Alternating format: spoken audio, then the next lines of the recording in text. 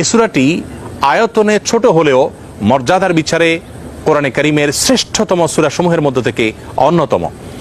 নবী করিম সাল্লাল্লাহু আলাইহি সাল্লাম এক হাদিসে বলেছেন, ইন্নাহা লাতাআদিলু সুলসাল কোরআন, নিশ্চয়ই সূরা ইখলাস এটি মর্যাদার বিচারে এবং সওয়াবের দিক থেকে কোরআন কারীমের 1/3 বা 1/3 সমতুল্য।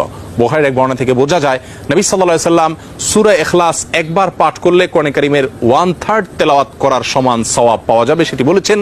এর উপর ভিত্তি করে অনেক উলামা ইকরাম বলেছেন, 3 বার যদি কেউ কুল হুয়াল্লাহ সূরা বা সূরা ইখলাস পাঠ করে তাহলে আল্লাহ রাব্বুল আলামিন তাকে গোটা কোরআন একবার পড়ে শেষ করার সমান সওয়াব দান করবেন। অন্য আরেকটি হাদিসে বর্ণিত হয়েছে, এক ব্যক্তি সূরা ইখলাস পাঠ করেছেন, নবী সাল্লাল্লাহু আলাইহি ওয়াসাল্লাম সে শুনতে পেয়ে তিনি বলেছেন ওয়াজাবাত, অর্থাৎ তার জন্য ওয়াজিব হয়ে গেছে।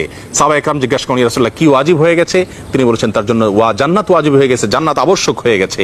অন্য একটি বর্ণনায় তিনি বলেছেন, যদি কেউ 10 বার সূরা ইখলাস বা কুল হুয়াল্লাহ সূরা পাঠ করে আল্লাহ রাব্বুল আলামিন তার জন্য জান্নাতে একটি প্রাসাদ নির্মাণ করবেন। মসজিদে কুবার একজন ইমাম নিযুক্ত ছিলেন, যিনি প্রতি রাকাত ফরজ নামাজে সূরা ফাতিহা পাঠ করার পর যখন অন্য সূরা মেলানোর অপশন আসে তিনি প্রথমে সূরা ইখলাস পাঠ করেন, এরপর অন্য সূরা পড়েন। সাহাবা ইকরাম এবং সেই মসজিদের মুসল্লিরা নবী সাল্লাল্লাহু আলাইহি ওয়াসাল্লামের বিষয়টি উত্থাপন করলেন এবং তারা জানতে চাইলেন কেন তিনি এমনটি করেন।